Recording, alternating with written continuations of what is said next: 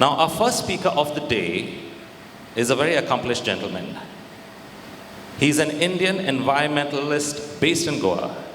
He's the editor of the Other Indian Press publication based in India, the director of the Goa Foundation, an environmental monitoring action group.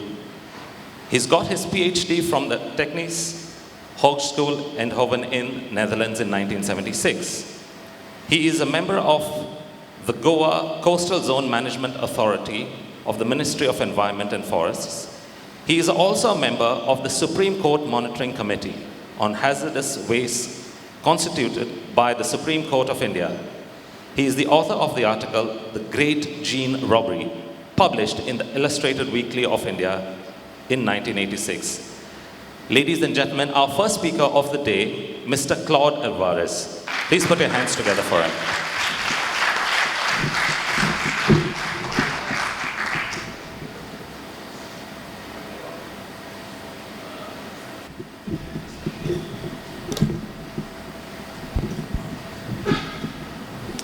I am not very much bothered about numbers of people in the audience, because when I was in college, I was the only student who was studying Latin in St. Xavier's College, Mumbai.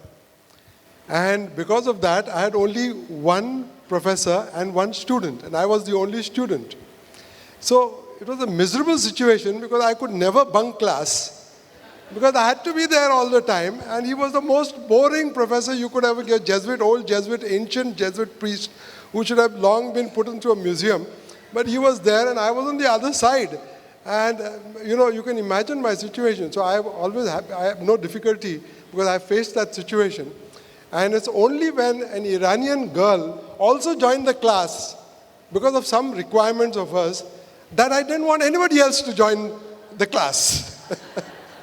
So these are, the advantages sometimes of having a minimalist audience and being the only person sometimes in the... Now, I have been given 30 minutes. Now it's 11, so I suppose I speak till about 11:40. And what I have done is, I've tried to give you some sort of overview of the Goan ecosystem as a sort of a background. It's not a very, very scientific thing. I mean, I've not put any graphs and things like that. And whatever text I put there is not for you to read. Don't read what I've written there. You listen to me. Don't bother about... we really don't need, Bill Gates to communicate what we want to say. Now, this topic was given to me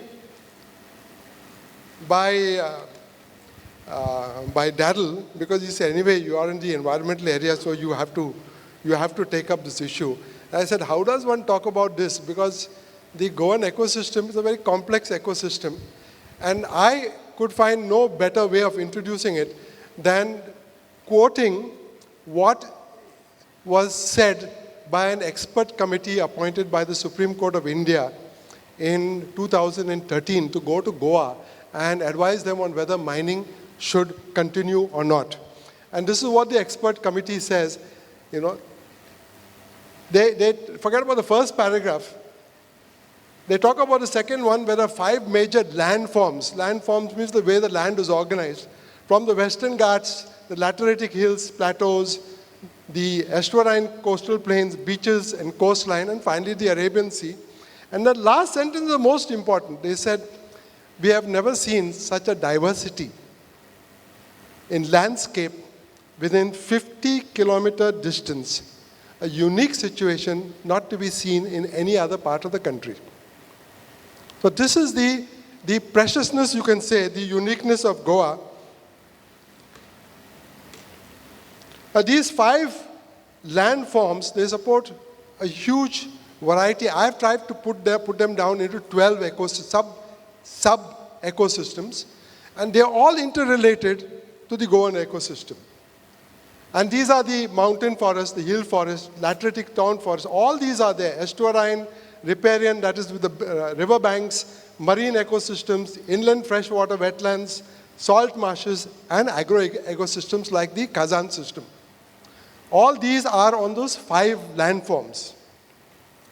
And in each of them, there is an enormous ecological diversity which supports the communities which are based on them. These are just not, existing by themselves. There are a lot of people who utilize the system, who are dependent on them, and who also look after them.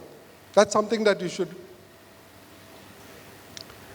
As a matter of fact, you must be knowing about Harish Salve, who was appearing as an amicus curiae in the mining matter. He told the Supreme Court after reading this is prepared by the expert committee. And he said that if this is what the expert committee really says about Goa, then he says we have to close down all activities there and approach the UN for funding to ensure that this place is protected, if this is what they actually say Goa is. This is what he said openly to the bench. And this is a sort of appreciation you see from people who look at Goa at any moment of time and say, wow, how is this all come together? I call it a work of art. And if you look at a work of art, your first thought is, who created this work of art? Work of art just don't come up like that. They are created by somebody. And if you look at this, what I've said in the second paragraph, this is created at a time when we have no engineers, no town planners, none of these experts, no PhDs, no universities. And this entire system called Goa is created more than 1,000 years ago. The system of governance is created. The comunidades are created as a self-governing system without the intervention of any experts from any part of the planet. I forgot that I have already put the statement of Harish Salve that if this is the case, then the UN should be approached to declare it as a protected area for which world funding should be assured, so that we don't have to continuously say, let's keep on destroying this place because we've got to employ people, like we did in the case of mining.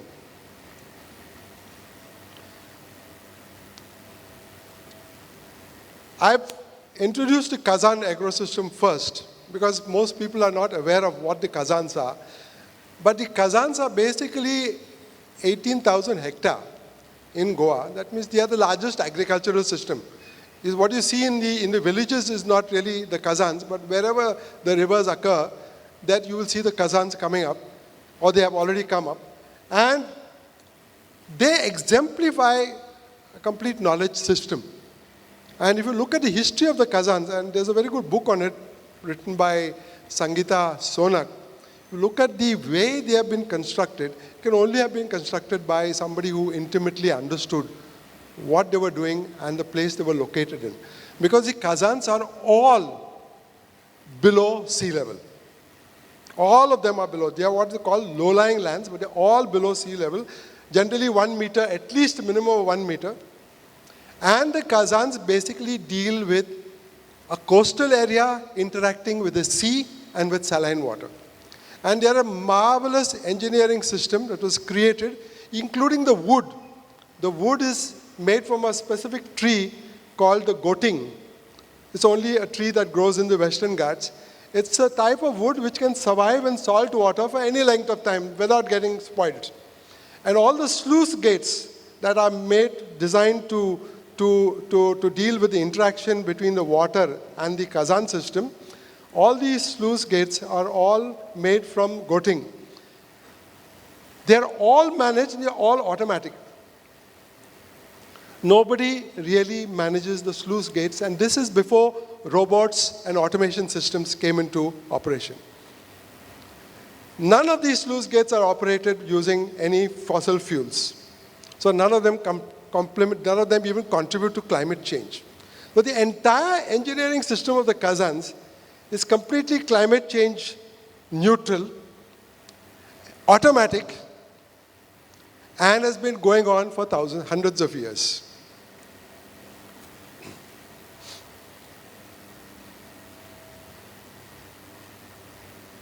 When the tides beat against the sluice gates automatically open. And on the other side, the water has to go out and the river level has gone below, they open again and the salt water goes out. It's an amazing system. It is combined with agriculture. And you say, how does agriculture function?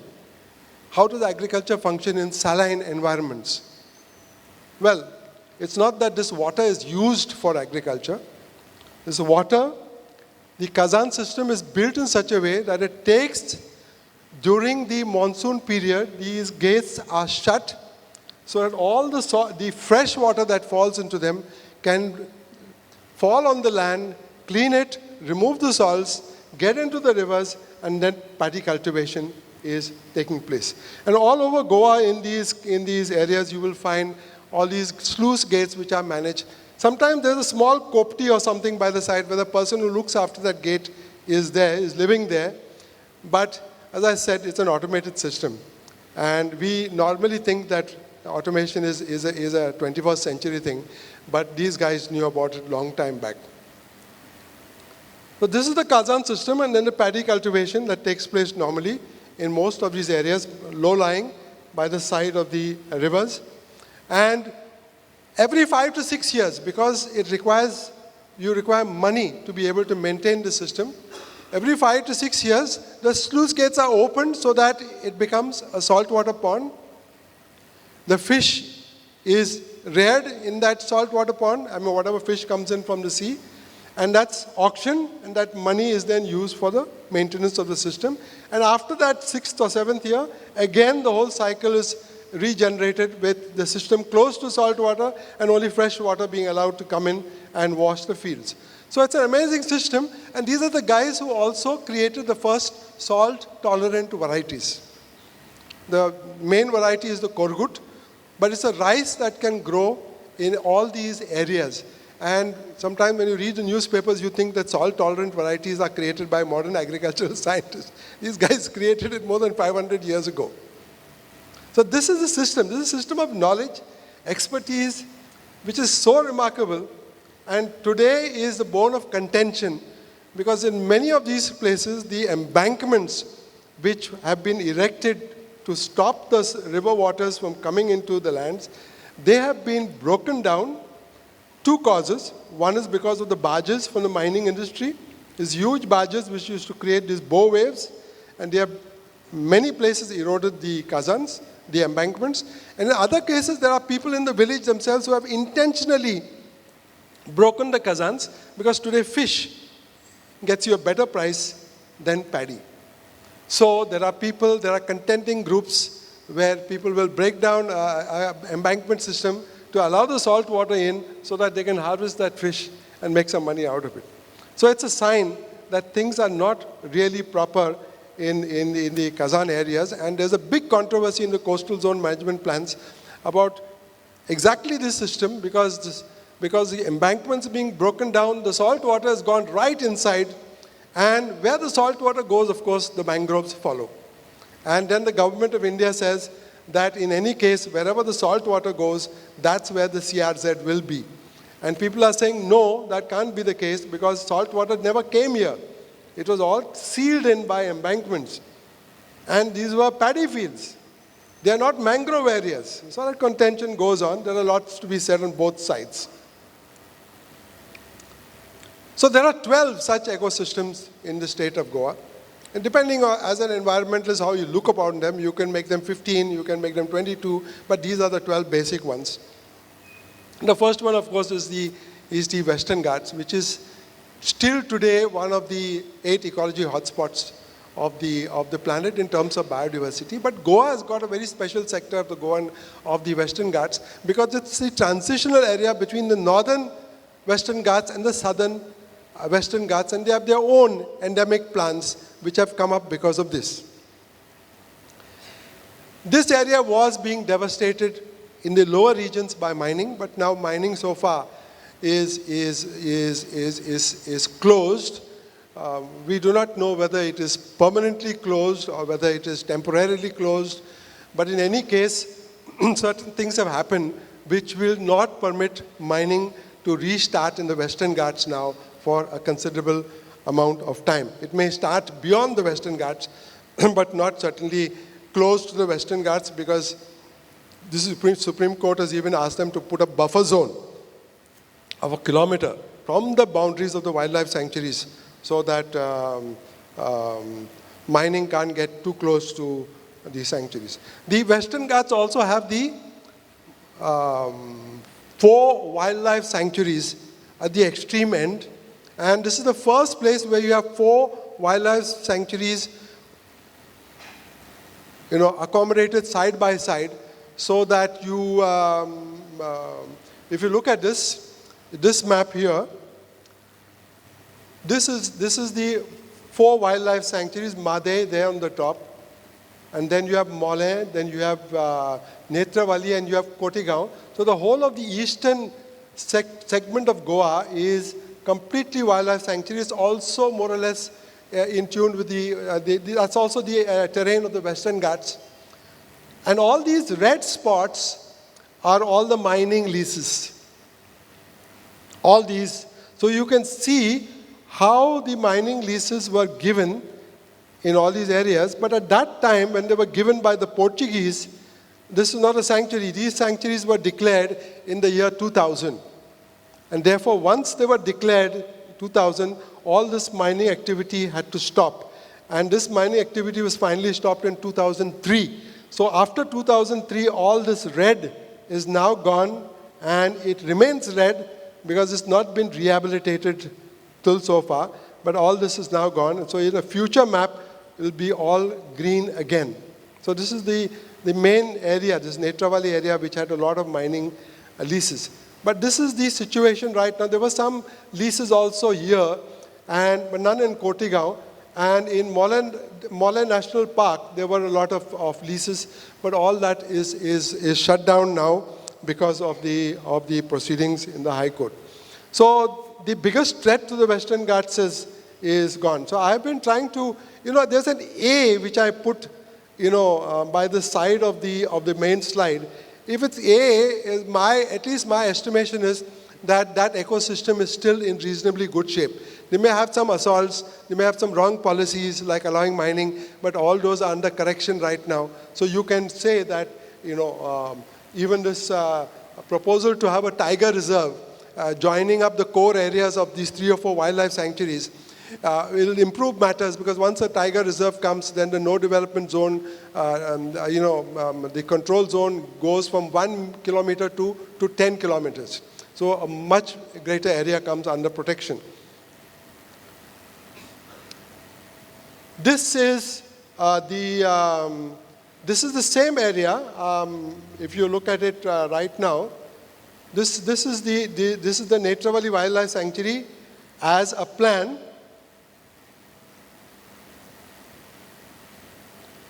This is the same area when it was under mining.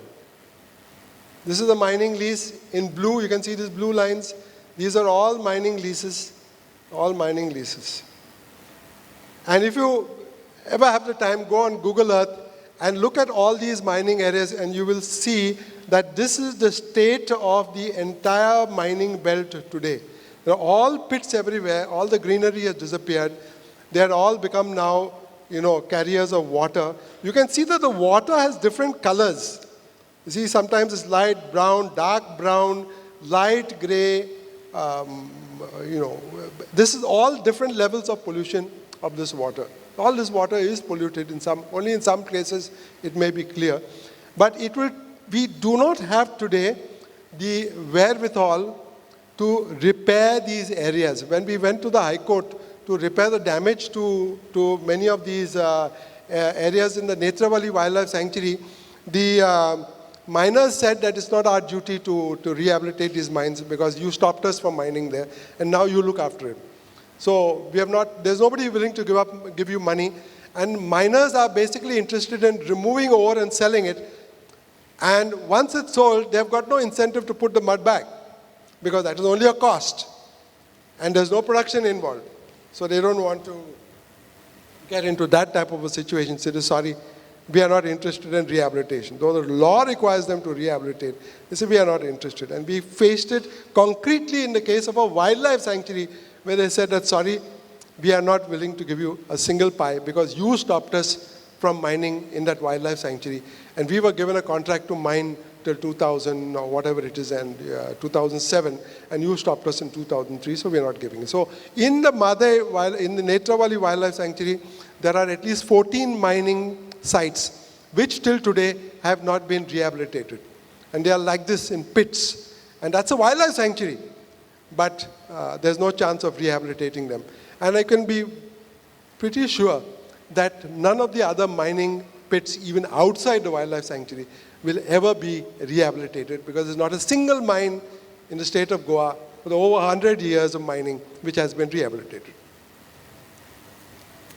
Then, of course, the third one is the forests of Goa. The forests of Goa now is not one common system. There are different types of forests, some of them in the wildlife sanctuary, but many outside. Goa is actually a state, according to the Forest Survey of India, which has got 60% of the land area, 60% of the land area under forests and tree cover. 60%. Interesting thing is that the Forest Department of Goa disputes it. The Forest Survey of India, which is the expert body for the country, says Goa has got 60% forest area, but the Forest Department says no, it's only 33%.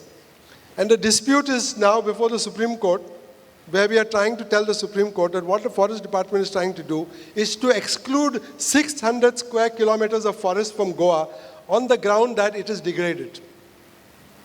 Because it's degraded, and Goa is a very small state, and it's got CRZ on one side, and it's got all these wildlife sanctuaries on the other side, and it's got rivers and all these sort of, no development zones and so on. It's such a small state, people are not able to develop, so please allow us to sacrifice 600 square kilometers of forest and allow us to give this over for development purpose. It's actually a fight between the Forest Department and the Goa Foundation in the Supreme Court. Probably will be resolved on the 25th when it comes up in the Supreme Court. And the Forest Department has asked us to come for discussions whether we can modify our point of view to suit their point of view. So we said this is the first instance we have seen of our Forest Department saying, let us destroy 600 square kilometers of forest. But this is the situation today. It's nothing that I'm telling you which is not there in the form of a legal document or an affidavit that has been filed in the Supreme Court.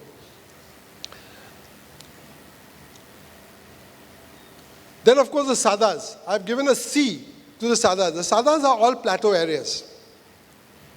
Goa has got mountains, then it has got Sadas. That's a distinctive feature. That is the intermediary midlands, which are all plateaus.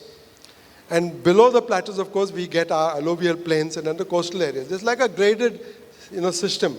Topmost coming right down to the sea and then going below the sea to the Kazans. That's the system of Goa that we have. Now these Sadas, again, are very interesting display of the ignorance, of educated scientists. I'm saying it in a very specific way because Sadas are very barren areas. They look barren. There's nothing that you can look at. If you go in summertime to a Sada, which is a plateau, you get them everywhere. You can go to Aguada, that's a Sada. You can go to Sukur, which is a birding area, and that's a Sada. You can go to Tirakal. There's so many places. They are flat lands. They only collect water. They're laterite, basically made of laterite. They collect water and supply to springs, which are below. The biggest conflict over the Sada was the nylon 6-6 plant, which was trying to come up with Savoi Vere, Sada in Ponda, which was defeated by a huge public agitation and so on. Now, the Goa University and one other university, I'm not familiar, I can't give you the name right now, did a study of the biodiversity of the Sadas. And everybody said, now this is something crazy because what grows on the Sadas? So they said that, they measured the plants on the Sadas. They measured the time at which these plants came up. And it was very unusual. These plants only came up during the monsoons. They had a short life of 4 months. They come up in the month of June and they are finished by the end of September. They flower and they are gone. But the diversity of these plants is greater than the diversity of the Western Ghats in terms of endemicity. That is in terms of their endemic nature. So try and imagine, these sadas are seen by town planning department officials and industry department officials as barren areas for putting industrial estates. So all the industrial estates have come up on sadas. And the most atrocious example, of course, is the Mopa airport. The Mopa airport said that the sada, it says, the EIA for Mopa airport says that the sada, the Mopa airport is barren. But when the time came to get permission to remove the vegetation, they asked for license to fell 55,000 trees. And that's why the Supreme Court stopped them. The Supreme Court didn't stop them on any ground. They said that your EIA is defective because your EIA says that there were no plants, but you have a license to fell 55,000 trees. And that was the end of the Mopa airport project, at least for some time. I don't know whether it will restart, but they said there was nothing there. It was barren. Because when you look at things, you think it's barren, but this is the actual situation. This is the Tirakal Sada, which is planned as a golf course. This is the design of the golf course. I mean, the whole Sada has been given over for a golf course. Of course, this is planned in 2006, and we're 2019, and there's no chance the golf course will ever come up. But they're still fighting in court.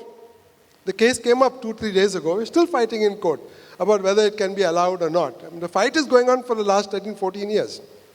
Every issue in Goa is contested. Not like in other parts of the state where people take things lying down. Every issue is contested because people really spend time on it. They spend their energies. Their ancestors have created this place. And all these idiotic ideas of people who come from outside. This EIA of the Mopa, of this Tirakal thing, also says the whole place is barren.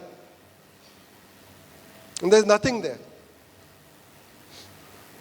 Then you have, of course, the sacred groves, which is again a B, because many of the sacred groves in Goa, the beauty of the sacred groves is they have been protected because of religion. There's a tradition in that area that nobody will go into this patch of forest and remove anything from it. So it remains, and it's a very good place where even evolution of plants continues. These are the sacred groves of Goa. Look at the areas. I mean, Sattari has got the highest. All these patches, which today are in a state of, attrition because religion is going out of people's lives. We think, of course, that because the temple is being built today in Ayodhya, that there's going to be a lot of religion, but that's not necessarily the case. You may find that these are more or less the real expressions of religion that we should be worried about. If they are getting, eroded, then most of these sacred groves would ultimately also go. Then river catchment areas, hydrological cycle, I've given it an A because we cannot really change the hydrological cycle because that depends on the movement of the sun and the earth on the axis. So really we can't do very much.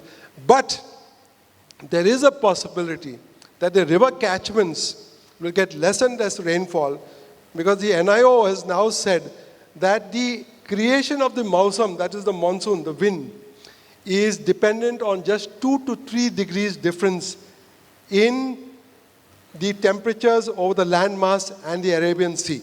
And if those 2 to 3 degrees of difference are eradicated because of a pollution cloud over the Arabian Sea, which equalizes the temperatures over the Arabian Sea and the landmass, then no mausam will flow from the Arabian Sea over the landmass, and you can say tada to your monsoon as well. It's not Claude Alvares talking, it's a scientific paper of the NIO. Because it's now well established there's a huge pollution cloud over the landmass. This is the valleys in which the cultivation takes place. As you can see, it's a work of art. It's really a work of art. It's a picture from Goa, from Ponsule. It's a, created in the valley with the lateritic hills in the background, and they are all forested.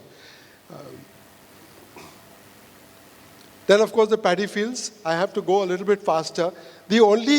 Most of the paddy fields are tenanted, and yet all the buildings are coming up on tenanted lands. There's a law which does not allow tenanted lands to be used for purposes of development. But if you go to many areas, you find buildings coming up. So as a Goa Foundation, we take tenancy seriously, not because we are interested in the cause of the tenants, but because once we know that a land is tenanted, we know that we can go to a court and somehow argue that whatever has come up has to be removed. The wetlands are very interesting. There's at least some good news there to report. We have at least, the two major lakes. Bondwal is now, if you look at Bondwal, these are the Myristica swamps. But if you look at, this is the Chimmel Lake, which is now threatened because the government wants to put up an IT park here. They want to put up an IT park. They want to, finish up this lake. And you have this, this is the Bondwal Lake. This is rejuvenated. This is the first time in 40 years that this lake has been created finally because of a high court intervention and a petitioner from Santa Cruz, Arturo, who went to the court and moved. Otherwise, there used to be no water by the month of May. But it's the first year, they had to block everything, and we have restored this complete water body. We have two great water bodies, and many more, of course, but these are the large ones, supplying water. The mangrove system, of course, everybody knows in Goa. This is the only ecosystem which doesn't really require protection because, as you said, if you damage your embankments and you allow salt water to come in, they're going to come in whether you like it or not. You don't need a forest department to put up mangroves. Matter of fact, and of course, this is the same, the landscape of the salt water mugger, which is again unique to Goa. The saltwater crocodiles, which you get in the Kumbarjua Canal. But they require the mangrove environment in which they can flourish. Then, of course, you have 10B, the Mandavi Zuari Ekora, the system. This is the system here. This is the largest estuarine zone because it's a combination of two estuaries, which are very, very large. And this is the place now where all the muck of Goa accumulates. That is the pollution from all these rivers, all the contamination, the sewage. If you look at the Made, the Mandavi River, wherever it goes, right up to this point, beyond Goa now, it's being challenged at this level because of the Made diversion. So you'll be cutting off the water to the Made to take it for Karnataka. But at this level also, you're assaulting it because you've put in all your casinos, and the casinos are dumping all the sewage into the river itself directly. We have pictures of this, despite whatever the Pollution Control Board says. So these two areas now, I've got a lot of mining silt in them, because at one stage, 60,000 tons of silt would get into these two estuaries from mining sites. This is the study of the NIO, done in 1986, when the mining was about 10 million tons. You can imagine what must have happened when it went up to 50 million tons. And the NIO stopped the studies in the 1990s because they said nobody's really bothered to look at this problem. We are producing all the scientific papers. Nobody's reading them. But both the estuaries have got a film of mining silt, and that is acting like a blanket on all the clam population. The clams need to open up to breathe, and they can't anymore because there's all this silt which has descended on their heads. And so the silt, that's why clams now, you could get clams which you could, buy reasonably with a middle class income. But now you need to be a rich man to be able to buy clams. It's not possible anymore. Well, beaches require, 3-hour, but this is our latest, I've got pictures of beaches from the 1970s, 1990s, but these are the pictures of beaches that we are getting today. They're completely cut, devastated, tides coming and eating them up because the shacks and all sorts of other people have, made it their terrain. It's only temporary. I don't think anything will last. The sea will take it up because I, together with many ecologists, we believe that this area of 200 meters should be sacrosanct. It should not be touched because it doesn't belong to human beings. It belongs to the sea. We're trying to get people to understand. It doesn't belong to human beings. It belongs to the sea. The sea requires that much space to come in and go out. And with the Arctic oceans and all these oceans, Arctic and Antarctica and all defreezing, this level is going up every year. Last 2 years, the shacks have all been flooded, but nobody wants to listen. And now they have brought, I've seen, further attacks on it. Now the shacks are putting in bore wells to take out water from these areas, and there is no governmental supervision at all about what's the damage that is being done to basically to sand dunes. Sand dunes will not really create themselves if you remove all the sand from the beaches. Mangroves, yes, they will work on their own, but sand dunes will just helplessly die and go. And so if you lose all the sand dunes, maybe look from Kalangut, Kandoli up to Baga was a sand dune field. We call it sand dune field. I mean, there used to be, 10-meter high sand dunes there. Today they are only there in patches. And you can imagine what's going to happen in 2050, that is 30 years, hardly even barely 30 years from now, when all these places are going to be underwater, and I don't know what they're going to do with the population. And of course, the Arabian Sea, which is the last part, which provides our fish. And this is the first year in which we are going to face a severe crisis, because many of the trawlers are refusing to go out because there is no fish. There is no fish.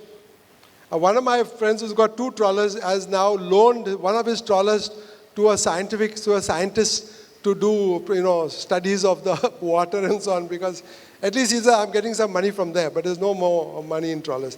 And because of this shortage, the fish coming out from other parts of the state is all formalin contaminated, and most of the people in Goa have stopped eating fish. At least the sensible people have stopped buying fish from the market, from Mapsa or Margao or whatever it is, because the government refuses to put in even an elementary testing site at any of these places to restore confidence of people, because they know that the fish is contaminated because it's coming from outside, and refrigeration systems don't work that much to be able to keep the fish in good condition. So our fish curry rice, I don't know what Goa would be without fish curry rice, because if we damage the kazans and we damage our rice fields and we remove all our coconut trees, the mass slaughter of coconut trees, this MRF factory closed down over 1,000 coconut trees on just one day to produce rubber tires. And there was another liquor plant which was removing another 1,000 coconut trees. This large-scale slaughter, which is going for putting up a liquor plant to produce alcohol in Goa, when you don't really require even a single extra drop of alcohol. But this is what is done. And if you attack the oceans in such a brutal manner, through the pollution and through the overfishing, that your fish is all out, then you have to now sit on all these 12 slides and match all the A's and how many B's and how many C's. And that will give you a good idea of the Goan ecosystem, whether we are going to survive or not. Thank you very much for listening.